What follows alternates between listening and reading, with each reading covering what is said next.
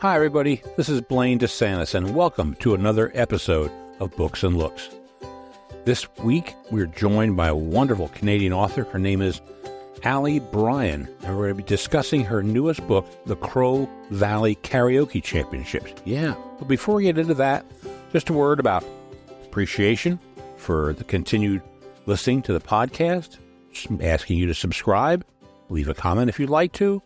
We're having a good time here with a whole lot of different books, and I hope you're really following it. If you can't make it one week, well, they're there forever. They're evergreen. You can go back and find all the old podcasts. I think you're going to really enjoy them.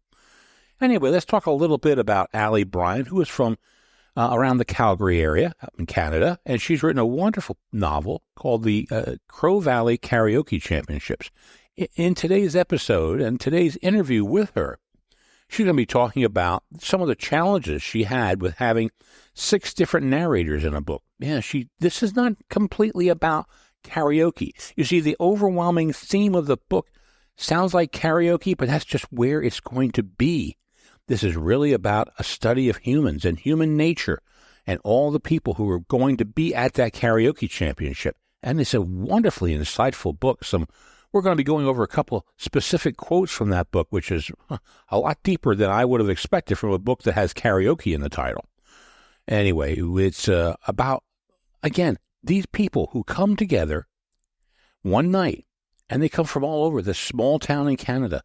There's a prison break in the middle of this. There's all sorts of things going on. There are kids running rampant. One lady thinks she's going to lose her job, and yet they are part of this entire group of people, and makes this a fascinating, really insightful book into human nature. And we talk about the overwhelming character who's not even in the book. Yeah, his name is Dale, and Dale died a year ago, but he is affecting everyone's lives. And so Dale, while not a narrator, while not having anything specifically written by him or about him, he is there through other people, and it is just a really fine work. Bryan, a very, very good author. She's got numerous books out. This one's getting a lot of play, a lot of push. I got a good review on it on my viewsonbooks.com, my website. I'm knowing you can get it on Amazon. You can get it on libraries now. So that's good, because some of her prior books weren't there. And so we're really happy to bring to you to get you, the listener, to know her a little bit more about her book, The Crow Valley Karaoke Championships. So let's go right into that interview. Welcome to Books and Looks. Thanks for having me. I'm excited to be here. Well, you're coming to us from north of the border. Where are you located at? I am in Calgary, Alberta, so about 4 hours north of the Montana border. Okay. It can get cold up there, can't it? Yes, it can. We have things called polar vortices, and we do get some warm weather too. But yeah, we get a little bit of a mixed bag. So there's no sense going out, and you might as well stay in and write, correct? Exactly. This is a good place to hunker down and write, especially in winter. Great. Well, I've noticed that you've written a lot of books. So can you tell us what got you interested in writing? Is this now your full-time profession? Yeah, it is full-time for the last 2 years, but I wasn't always a writer. I actually started out professionally in marketing and communications. And it was actually when I was pregnant with my first child, which was 18 years ago now, that I took a very simple kind of nighttime college course called Getting Started Writing Fiction. And I enjoyed that, but I learned through that class that I had a particular knack for sort of humor and comedic writing. We had a very diverse group of students, but I found when I read my work aloud, that's sort of what stuck, was my ability to make people laugh. So from there, I sort of worked on it a little bit more formally later on. I did a mentorship program at the college level. It was a postgraduate certificate in creative writing. And then later I did another mentorship with my local Writers Guild. And then from there, it's just been kind of reading a lot, studying craft, and mostly writing a lot. Wow. So you didn't grow up wanting to be a writer? I did not. I grew up wanting to go to the Olympics. I wanted to be an athlete. So quite a bit different, but I guess there's a lot of rejection and a lot of hard work in both of those endeavors. I never really found my sport. And so I turned to writing. You weren't a curler? You know what? I probably still could. That's like the only sport I haven't tried. So maybe there's still hope for me yet. But I have loved that sport since the 60s when I first saw it. I love curling. I'm a nerd. It's a fun sport. It is so. a fun sport for sure. Yeah, I know. But then once you got started, you are starting to churn things out. I mean, you've done a lot of different genres and a lot of books. Tell us a little bit about that, some of those other genres that you've written in. I started off writing adult fiction. And again, my books sort of moved toward the sort of comedic side of things, like contemporary humor. So my first couple books were in that vein. And then I wrote a young adult dystopian novel, which is part of a 3-part series that was called The Hill. And then Crow Valley came out this year, just in July. But a couple months before that, I had a 4th adult book come out. It's called Cock, which is French for rooster. Okay. Yeah, and then I have another 2 books coming out in 2024. One is a young adult contemporary story. Another is a continuation of the Hill series. It's book 2. And then I also do write a lot of shorter pieces, so short fiction as well as personal essays. Wow. You're busy. Yeah, I find I don't set out necessarily to, like I'm going to sit down and write a personal essay today, or I'm going to work on this novel. Sometimes I find I just start writing and then I find the form through that process. So it's been fun to write across multiple genres because it allows me to sort of do different things and apply different sort of literary techniques that I might not have if I was sticking to sort of one form. Is there a better time of year to write for you? Do you have any preferences? Not time of year, but time of day. I have been get up at 5 o'clock and write probably for the last 18 years. That seems to be my sweet spot. I find the house is quiet. I don't check email. I don't get on social media or anything. It's just kind of me and my computer. And I find that's my most prolific time of day. I always said when my youngest went to school full time that I'd start writing during the day like a normal person. But I really do find that 5 a.m. start happens to be my best time. I've learned to adapt over the years. I can write sort of in the afternoons and evenings, but that's sort of where I get the bulk of my fast and furious writing done is at the crack of dawn. Wow. Well, I'll tell you what, you do a fine job. And I wish, if we have any, and I know we have some bookshop people who listen to this, if you can get Allie's books down here, bring them down to America, bring them to South Carolina, because they're wonderful books, but I can't get them. That's the trouble. But Crow Valley, I'm seeing popping up in the libraries, though. That is available. So you're getting some good publication with that. Now, Crow Valley, and I love the title. I love the cover art. And tell us about Crow Valley. Sure. So Crow Valley is a fictional town. It's sort of set in an area that I would say was influenced around the border between Alberta and British Columbia, which is a sort of a mountainous region, the Rocky Mountains. So picture it being a small town in the foothills of the Rockies. It is not a real town, and I sort of deliberately wrote it so that it could be sort of anywhere North America. And I certainly feel like that has landed because I get a lot of messages from readers saying, oh, I totally know where this is. It's blah, blah, blah. And I'm like, nope, you couldn't be further off. But I do love that everyone can sort of see their own town or a town they've passed through or a town they've lived in Crow Valley. It certainly has those sort of characteristics that we've come to think of as small towns. Mm-hmm. I think this is just a wonderful book. And I'd like to know, what was your inspiration for the book? So the inspiration for the book was quite literally that a very good friend of mine who is into karaoke invited me to watch her sing at the Canadian National Karaoke Championships, where a berth or a spot to represent Canada at the World Karaoke Championships was on the line. So this was a new experience for me. I had, my idea of karaoke was sort of the karaoke you see at a bar. Only time I've ever really done karaoke was at my college campus bar back in the late 90s, early 2000s. So that was sort of what I had thought karaoke was. But little did I know there was this whole sort of sub-scene of karaoke that, people that took karaoke very seriously.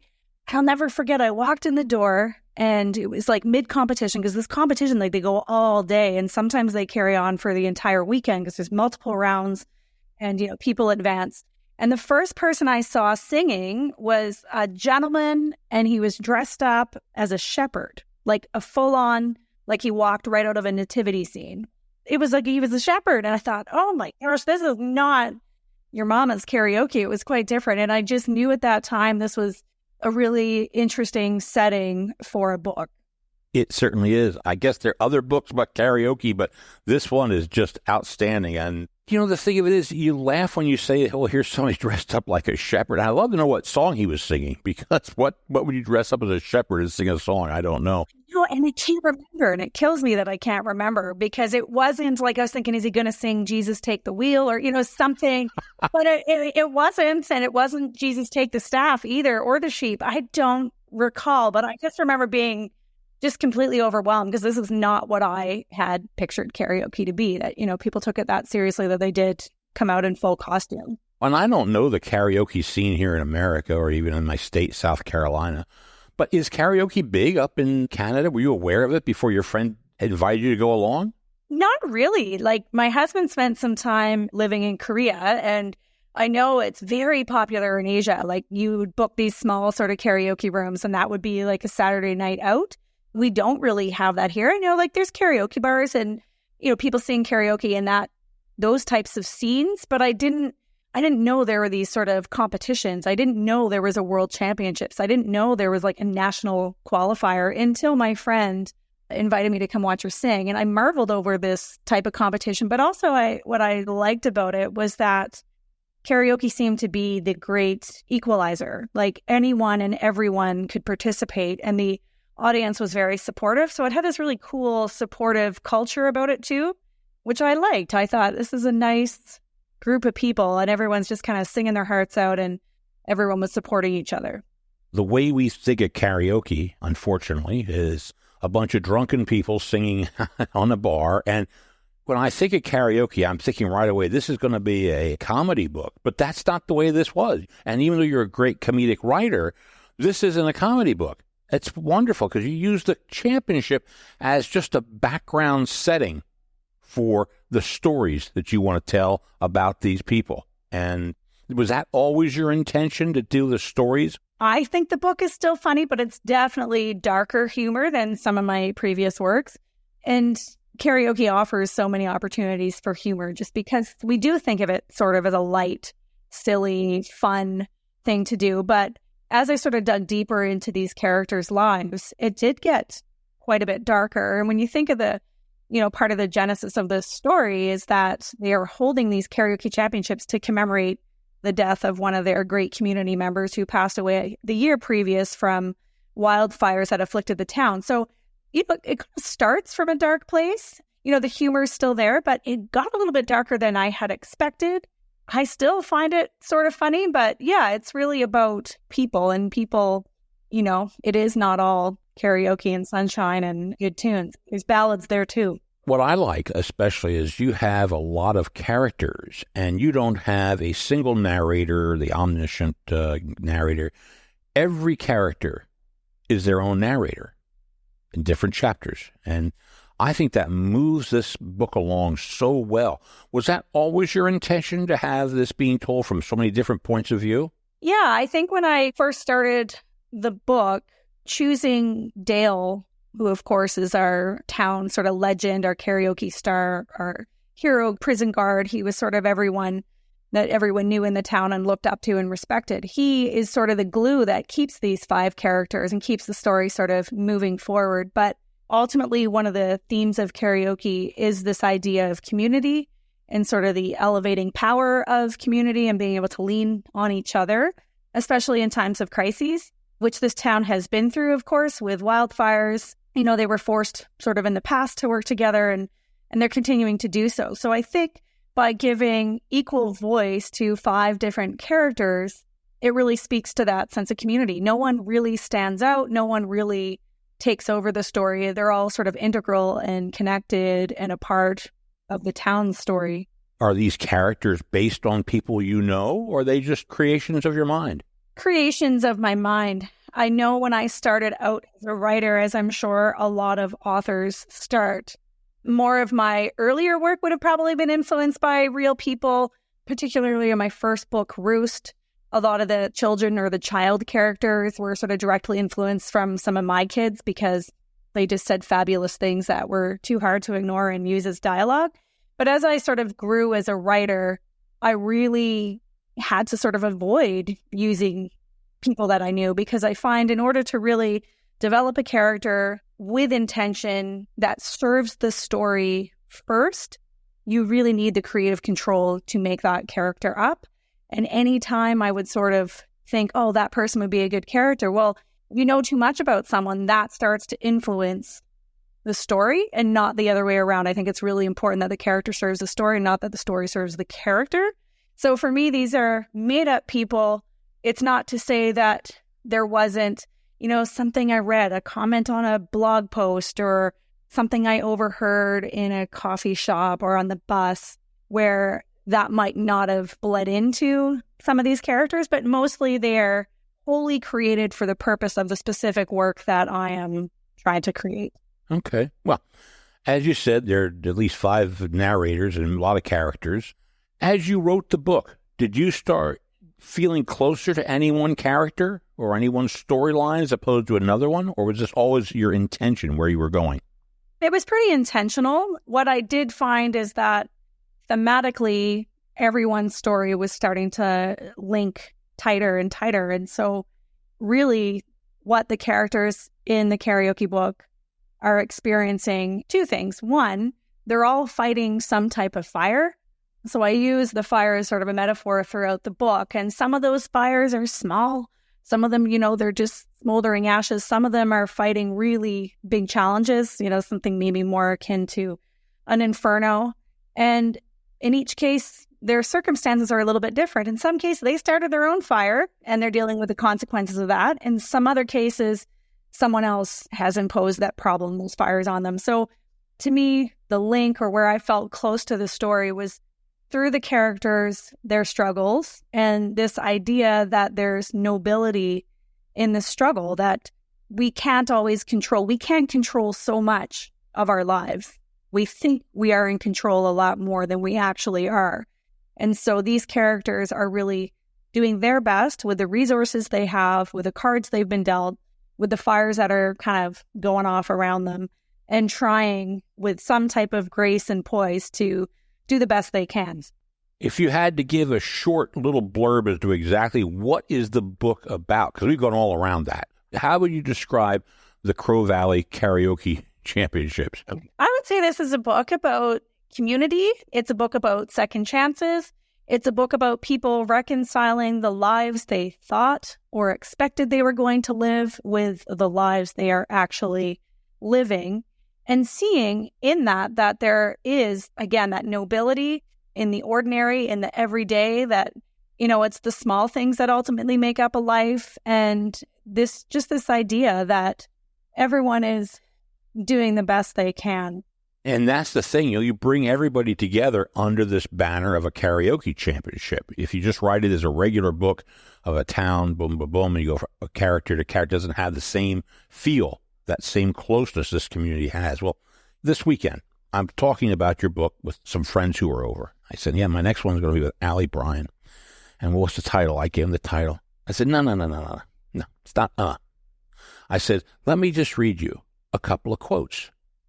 Oh, so I like to do the same thing with you, because friends out there, if you get this book, you may think it's one thing, but this lady has got some amazing insight she's written in here. I love it. She has a character named Molly who says at one time, motherhood was a con man. Motherhood was a thief. Wow. Tell us a little bit about that.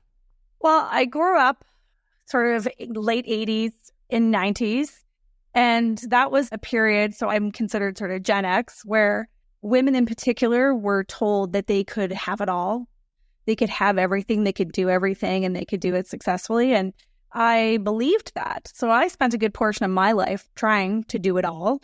And of course, none of us can do it all. And I think motherhood in particular is one of those things that's portrayed as being sort of beautiful and easy and intuitive and instinctual. And we all have these sort of, it's, built in us that we can do it. And it is incredibly challenging. I think we're in a period now where women are talking a little bit more about sort of the challenges of motherhood or the realities of it, but it certainly can be a thief. You hear of women not knowing who they are anymore once they become mothers. They lose a sense of their identity. You lose time, your own personal time. In many ways, you can lose years of your career. So it's not to say that there's not gains from motherhood, but Molly is really knee-deep in motherhood with 4 boys, and she is in that position where she has sort of lost herself, lost her identity. Her entire identity is wrapped up in being a mother, and that's not served her well. Again, I thought that's a fine line that you wrote there. I read it to my wife, and she said, boy, I understand what she's talking about. Because you have one ideal, what is it going to be, and then what it really is, and, that's wonderful. Then you switch, and that's the thing. Not only do you have a great views of women, but then you go to a character named Brett, and you give, I think, maybe one of the best descriptions. For instance, let me read you what she writes, what Brett says or thinks.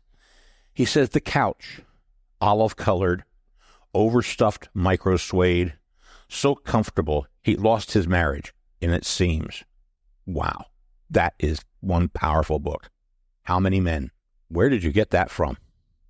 It's so funny about being a writer is you just pick up these little tidbits, little information, little bits of sound bites, snapshots of articles and stuff over the years. And gosh, it was around the time I was writing this book. Clearly, I remember reading an article. And it's just one of those things that came across my Facebook feed, and it was about women in their early 50s that were leaving their marriages in droves.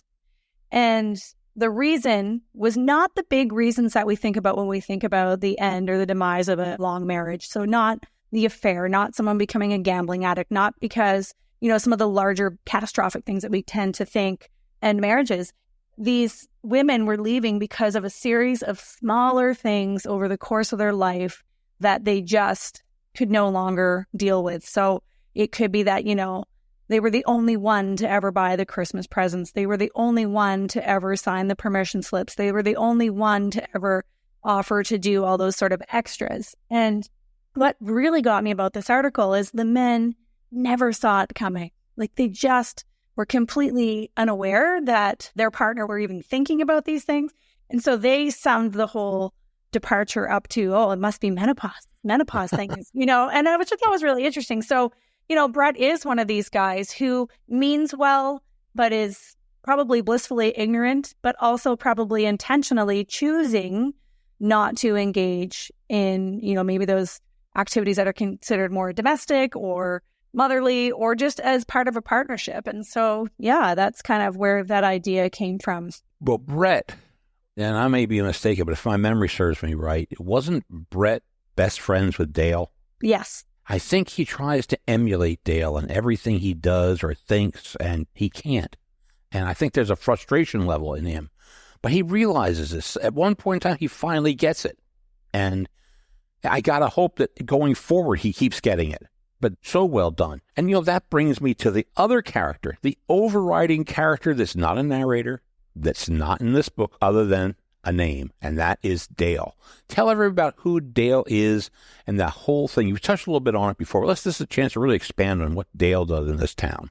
Yeah, so Dale has the reputation as being sort of the local hero. He was the top pitcher in their softball league. He was, on the town search and rescue. He is a guard at the prison. He is the highest finishing karaoke singer the town has ever produced.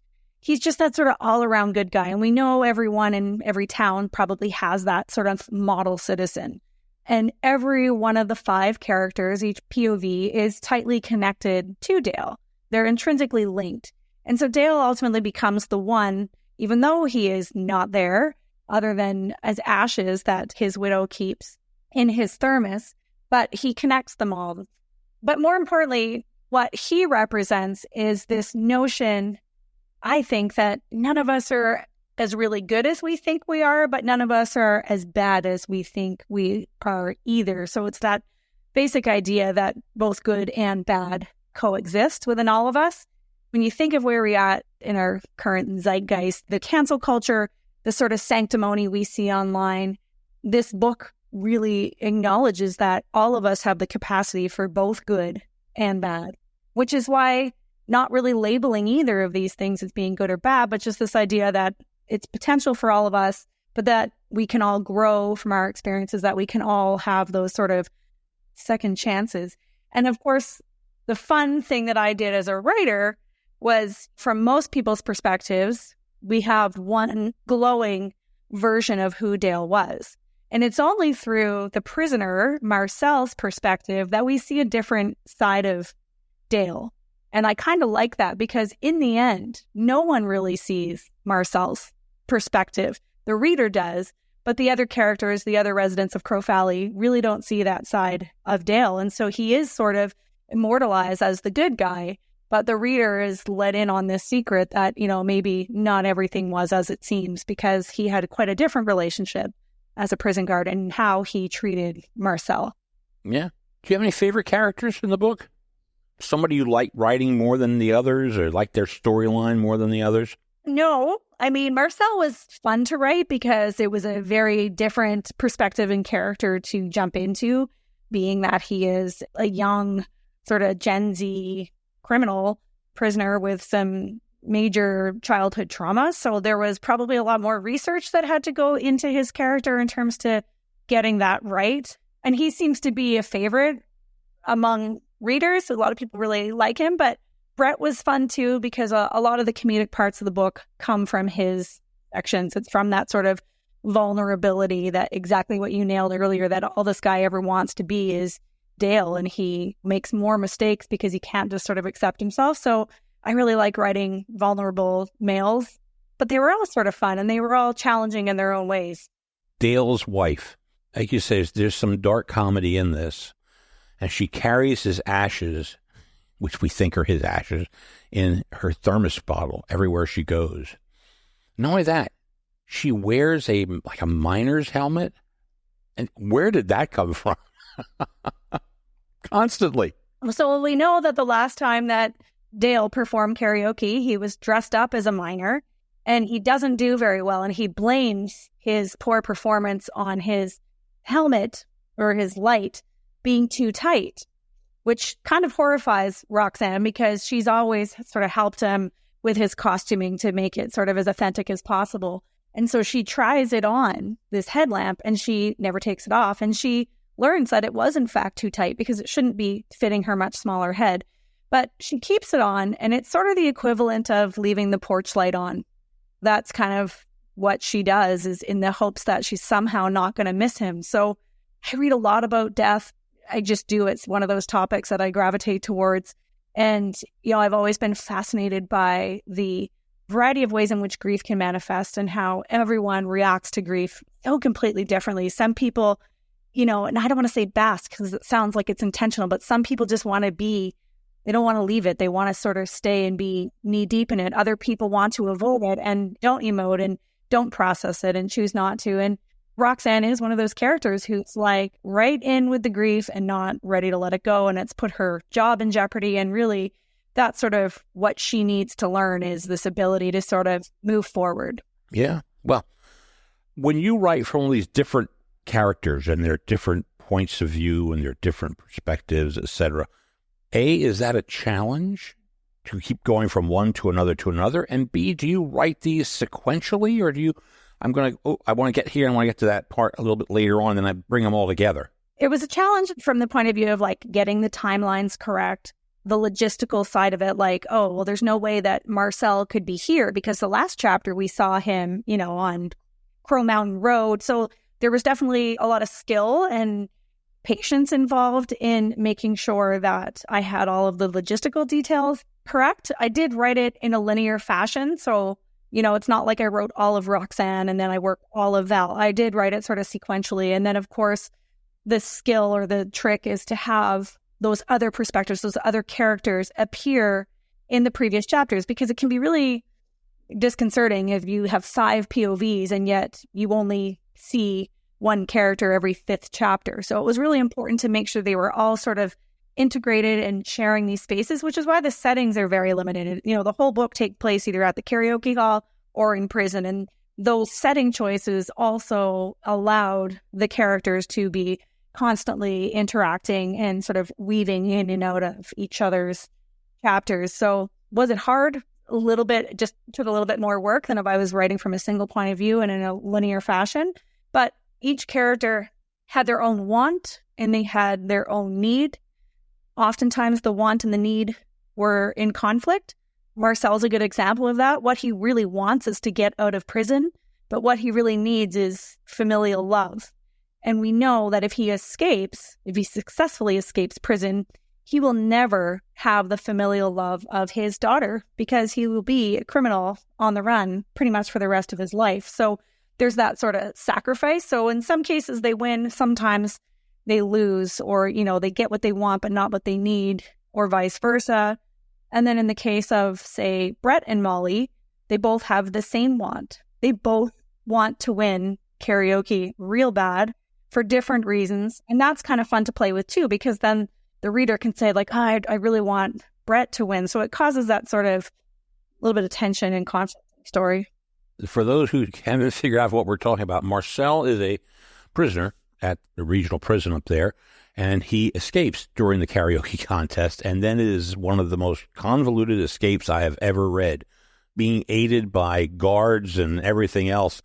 His character is fascinating. Is he bipolar? Because one minute he wants to do damage to people, the next minute he wants to make love to people, the next minute he wants to be a father. What is it with this guy? So he suffered from childhood trauma. He has PTSD. He's a victim of child abuse. So he has this complex PTSD that is only, like, he's just sort of started to work on himself, and he's learning a little bit more about his history and why he is the way he is. And for a lot of people that end up in our prison systems, there is a story, there's a backstory, there's a reason that they have made the choices, the life choices that they have. And so for him, yeah, he is this character of extremes as he is learning to navigate his world as an adult, as someone in prison, as someone with complex PTSD.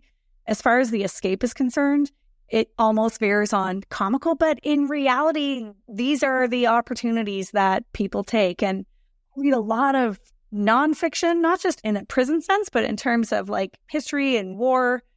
And when people want to escape, they find the most ridiculous, opportunistic ways to make it happen. And so really, a lot of crimes happen out of opportunity. And my sister's worked in prisons. She spent most of her career in that system. So she was a great resource. And of course, I looked at some of the great escapes and the not so great escapes that prisoners have made over the years. And so she gave me sort of the easy ways to do it, which is obviously manipulating someone on the inside to help you escape, or finding a clever hole, not necessarily a physical hole, but, you find some sort of crack in the system. And those aren't often the ways they work. It's always the fluke situation where someone saw an opportunity and took it. That's what happened. Wow. It's really something. And while we can't get into too much, though, but kids play a big part in this book, too.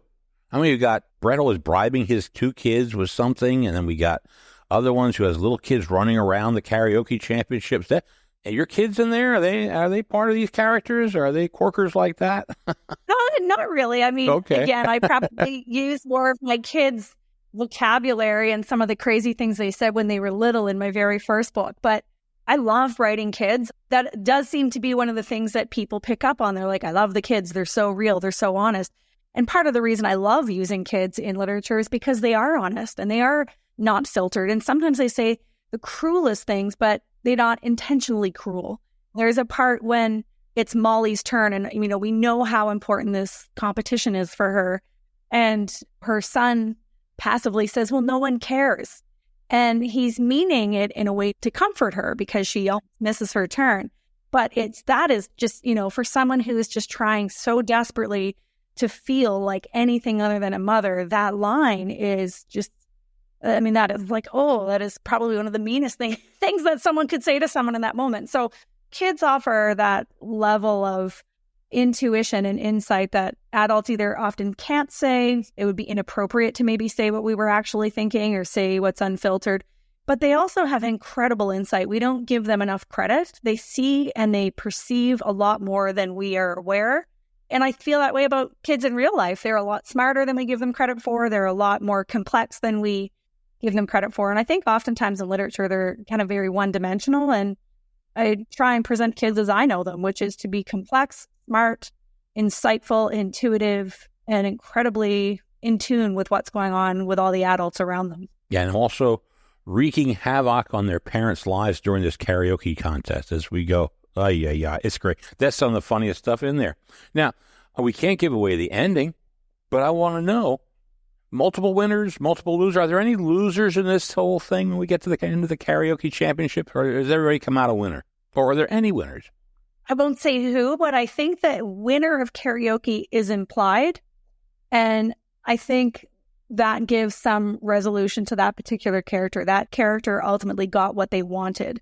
But I think we spend so much emphasis in society on winning and losing without really acknowledging that most of us will never necessarily win, that there is a high tolerance for mediocrity in our society, for sort of averageness. So I don't really think, other than maybe who won the competition per se, no one's really winning or losing, but they're all, I would like to think, better off in some capacity because of this one night of karaoke. I think Dale's wife, who was a judge of this, if I'm not mistaken, I looked at her at the end of the book, and I thought she came out a much better person because of what's been going on there. I think that revelation that Brett had about his marriage and sitting there on the couch, I'm hoping that he becomes a winner out of the whole thing, which makes his wife a winner too. In a strange way, maybe Marcel's a winner by the end. You got to hope. It's an absolutely wonderful book, and you've done a great job with everything. And what's next? Is there going to be a karaoke rerun championship coming up, or what's going on in your life?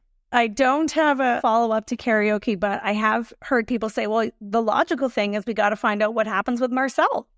So I thought, oh, that could be something really fun a couple of years from now to maybe explore Marcel and Crow Valley in the future. I actually did that recently in my book that came out in May. Cock was the 10-year sequel to my first book, Roost. And that was so fun to flash forward 10 years and to catch up with this family and sort of see what was happening. So maybe, never say never, there will be some sort of follow-up to karaoke, but it's not planned right now. I have a couple other works of adult fiction that I'm still very in the middle of. You'll definitely see some more humor, and they'll probably oscillate between being darker, a little darker humor, like in the Crow Valley Karaoke Championships, and then something a little bit more familial, a little lighter, truer sort of comedy in something like Cock. So that's sort of where I'll continue to write in those spaces. And folks, that's spelled C-O-Q, by the way, just so you know that. Cock is spelled C-O-Q. French for rooster, and the first book was Roost. So you can sort of see the connection, and the family is grieving in Paris, which of course we know the rooster is the national symbol of France. I can see Marcel showing up at the National Karaoke Championships as they are all chasing after him and everything else. But anyway, it's a wonderful, delightful book. I think it's spectacular. I think you've done a great job, and kudos to you. I wish we could get more of those earlier works down here in the States. We're just somehow or another limited. I don't know how we can get them down here, but they're good works. If they're as good as this one, then I know they're all winners. So thank you so much for coming on today and spending some time with us, Allie. Thank you so much for having me. It's been a fantastic conversation. Great. Friends, we'll be right back after a moment. Well, thanks so much, Allie, for joining us today from Canada. We really appreciate you coming on, spending some time with us, and helping us get to know a little bit about you as well as your newest book. And I think, as I said, this is a really, really fine effort. I think all of you who read the book are going to really, really enjoy it. But before we go today, I've been looking at something. And this week, I've been looking at tourism. You know, not me. I don't tour anymore. No, I'm at home now. I'm pretty much homebound. But I have been reading a lot of really disturbing stories about tourism.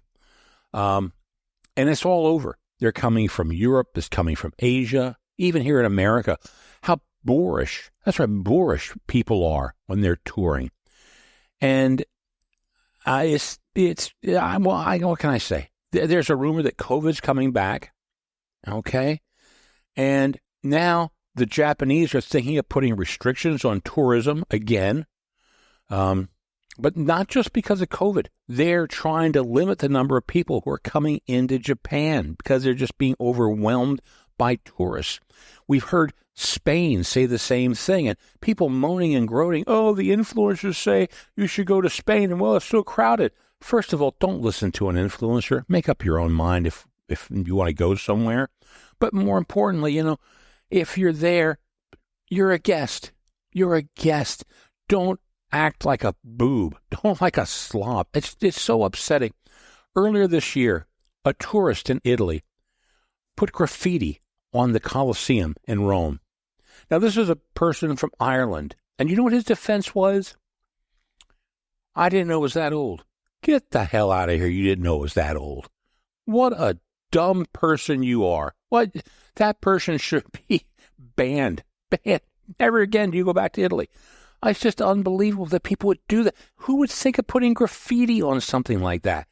And the newest one that happened last week in Florence, this one has me really enraged because Florence is one of my favorite towns in Italy. Visited it many, many times.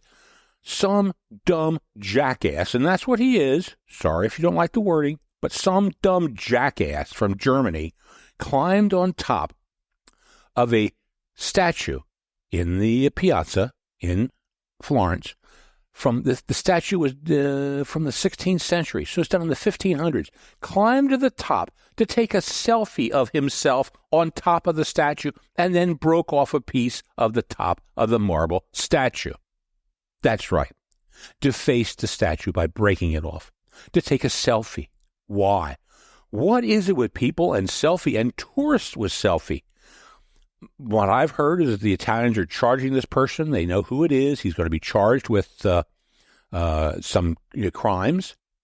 But you know what? He should have been deported. He should have been jailed and then deported. And the people in Germany should sit there and bring charges against him too. This guy should be banned from traveling forever. Your passport is now revoked because you're a dumb jackass who does stuff like that. This has me terribly upset. Terribly upset. I've never made it to the Louvre, okay? But for people who've been to the Louvre, you probably know what's happening. People go and swarm to the Mona Lisa, which is a fantastic, fantastic piece of art. But they don't care about the art. They turn their back to the art, the back to the painting, so they can take a selfie of them in front of the Mona Lisa. Get out of here. Get out of Dodge. Oh my. I get so offended by this boorish behavior of tourists. It is terrible what's going on nowadays. Everybody is entitled. Everybody thinks they have the right to do what they want to do when they want to do it. And we're going to put it on social media. Yeah. Well, you know what? They should be banned from social media. These people should be arrested who do things to art. And how about the stupid morons who are throwing paint on pictures because they're protesting the environment? God, oh, help me, Lord. Help me. I'll tell you. Tourists, because that's what they are. They're all there touring and looking, and they're doing things, and it's terrible. Anyway, that's what I've been looking at. It set me off. I hope it sets you off, because it's upsetting. And if you go to travel, I hope you're telling yourself or your party that you're with or your kids or grandchildren, hey, you're a guest. You're a guest in somebody's country. Act appropriately. Act appropriately. So anyway, on behalf of viewsonbooks.com, on behalf of Podcast Studio X, this is Blaine DeSantis for Books and Looks saying, may all your leaves be pages in a book.